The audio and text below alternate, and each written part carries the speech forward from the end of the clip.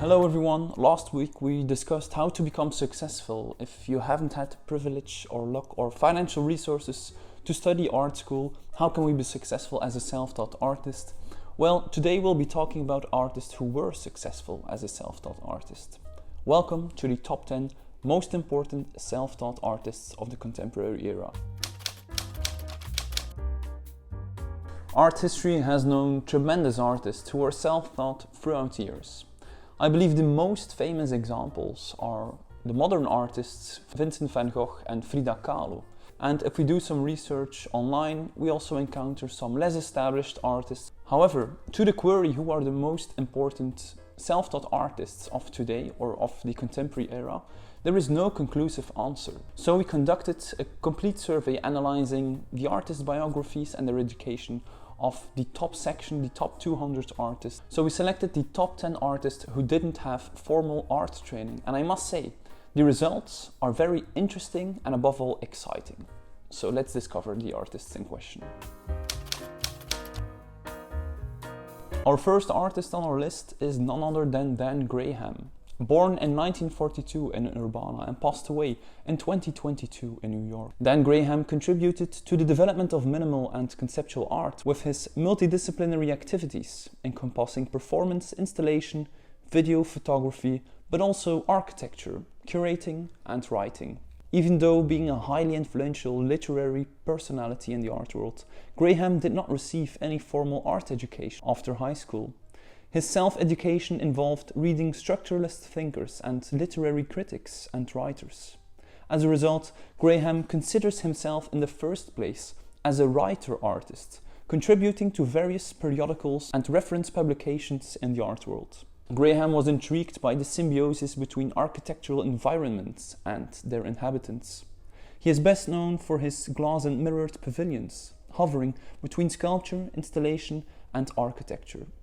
He emerged in the 1960s alongside the likes of Sol LeWitt, Donald Judd and Robert Smithson with his manifestations of geometric forms, with the objective of inhabiting them with the viewer's presence. Up next we have Sophie Calle, who was born in 1953 in Paris, where the artist continues to work and reside.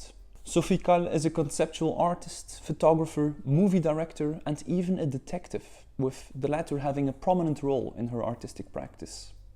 She is best known for her recognizable visual narratives, using photography, installation and video in various combinations with text, weaving narratives of private experiences, both her own and of others.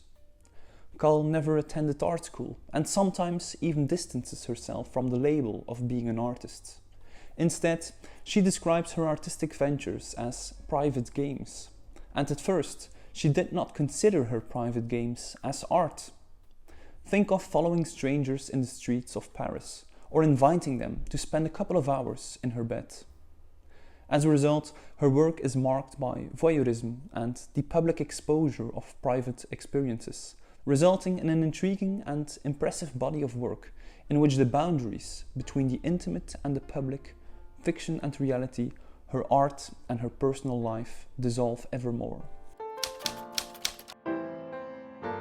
Born in 1960 in New York City, where the artist worked and resided until his untimely passing in 1988, Basquiat is arguably the most famous self-taught artist, or the most open or indiscreet when it comes to being self-taught. He's best known for his iconic neo-expressionist paintings depicting skulls, masks, and Basquiat's trademark crowns. The American artist embraced graffiti before moving towards a more traditional studio practice, which is strongly reflected in his visual language. Basquiat left school at 17 years old and opted to educate himself in art history, with New York City's institutions as his tutors.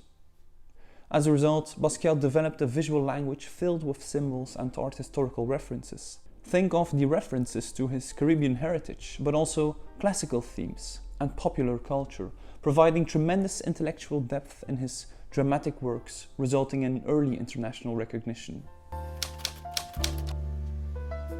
Yves Klein, who was born in 1928 in Nice in France and passed away in 1964 in Paris.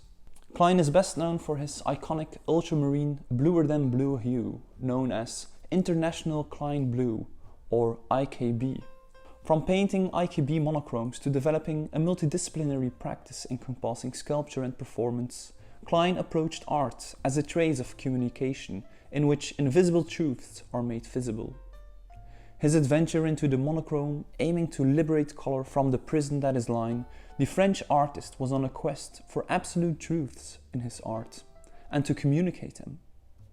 This would not only result in monochromes, but also voids as immaterial art, and performance in the form of using human brushes or implementing anthropometry. The artist only committed himself fully to art in 1954 after pursuing a career as a judoka, traveling the world with interest in art, culture, and above all, beauty. Klein's career as an artist would only encompass 10 years until his untimely death, but he would leave a permanent and predominantly blue mark on the art world. Born in 1926 in Cholet, France, where the artist continued to work and reside until he passed away in 2016, François Morellet was a painter, sculptor, and installation artist occupied with geometric abstraction. His works include object-based paintings, op art, neon art, architectural installations, site-specific installations, and kinetic systems. The French artist challenges our understanding and perception of the physical picture plane, eventually going beyond its traditional two dimensions. Using geometric forms as a starting point, the artist would create playful and often humorous works. Morellet was a self-taught artist pur sang, and he turned to abstraction after a trip to Brazil, where he discovered the concrete art of Max Bill, followed by some European influences by the likes of Jean Arp and Theo van Doesburg. Morellet developed a system to remove the subjectivity of the artist while remaining adventurous and frivolous. An uncanny play of balance, dismantling traditional hierarchies and celebrating chance and randomness. Born in 1933 in Tokyo, Japan, and residing and working in New York City, Yoko Ono is a multidisciplinary artist, challenging our understanding of art and the world. Her conceptual practice encompasses performance, installation, video, music, and writing. Ono studied philosophy in Japan before moving to New York in 1953, where she kickstarted her career as a self-taught artist by actively participating in the city's avant-garde activities. As a result, she rose to fame with her thought-provoking performances and instruction paintings at the start of the 1960s. Ono combined her visual art with experimental music. She strongly contributed to the development of fluxus and conceptual art, redefining performance and the role of the viewer, shifting from a passive viewer to an active spectator participant. Think of her instruction paintings providing actual instructions for the visitors, or her infamous cut piece from 1964, a performance where she invited visitors to cut and remove her clothes on stage. Born in 1891 in Brühl, Germany, and passed away in 1976 in Paris, France, Max Ernst is arguably the most modern and least contemporary artist from our selection, having pioneered the modern art movements such as Dada and Surrealism. Nevertheless, the German artist continued to produce relevant work over half a century until his passing in the mid-1970s. Ernst is best known for channeling his psychological intricacies and societal anxieties into his artistic practice, working in painting, printmaking, drawing, collage, and sculpture. His visual language is marked by a vast personal mythology. Throughout his career, Max Ernst explored automatism to include subconscious interventions, resulting in figures hovering between the human, the animal, or the abstract. The artist studied philosophy, art history, literature, psychology, and psychiatry at the University of Bonn, but did not follow formal artistic training. However, due to his experimental attitude and natural interest in art, Ernst allowed himself to be guided by his academic knowledge and various visual influences, such as art of the mentally ill and the emergence of the avant-garde movement during the first 2 decades of the 20th century. Born in 1944 in Paris, France, and passed away in 2021 in Malakoff, near the French capital. Christian Boltanski is a contemporary artist occupied with photography, drawing, sculpture and installation. Being born during the Second World War, his work, in particular his early years, is strongly marked by the Nazi occupation of his country. Boltanski left school at just 12 years old as he started to create plasticine sculptures and paintings before dedicating his life to predominantly photography and sculpture, followed by installation. Boltanski fuses everyday life with high art, dealing with concepts of loss, memory, childhood and death. His installations function as memorial monuments and his sculptures as shrines or relics, contemplating lost lives, striking both the lingering effects of war and trauma on a collective societal level as personally.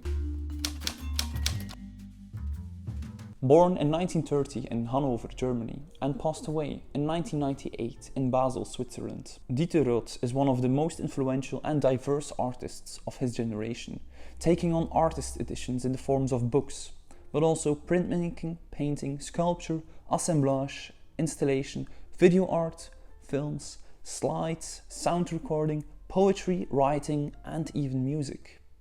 Uniquely, Roth collaborated with various artists to subvert the principle of authorship, creating art in collaboration with Richard Hamilton, Arnulf Reiner, and Hermann Nitsch, to name just a few. His artistic practice and life are marked by restlessness, avoiding the mainstream, and circling back and forth between studios, ideas, disciplines and artworks. Characterized by transience, order, destruction, creativity, humor and a critical mind, Dieter Roth examines the abject and the beautiful in his most versatile oeuvre. The German artist was inspired to write poetry and create visual art during the Second World War with his foster parents in Zurich.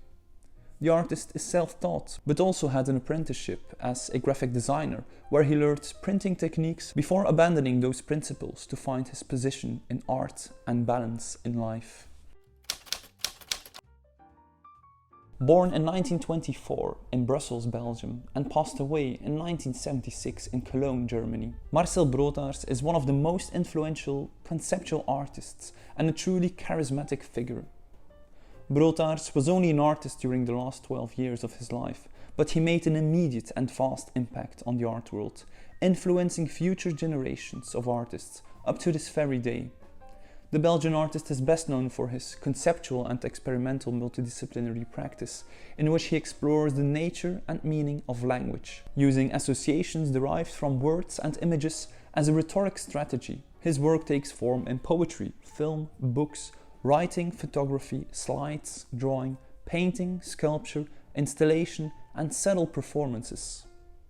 Broodthaers studied chemistry at the Liberal University in Brussels, but did not complete his studies due to the urge to pursue his literary endeavors.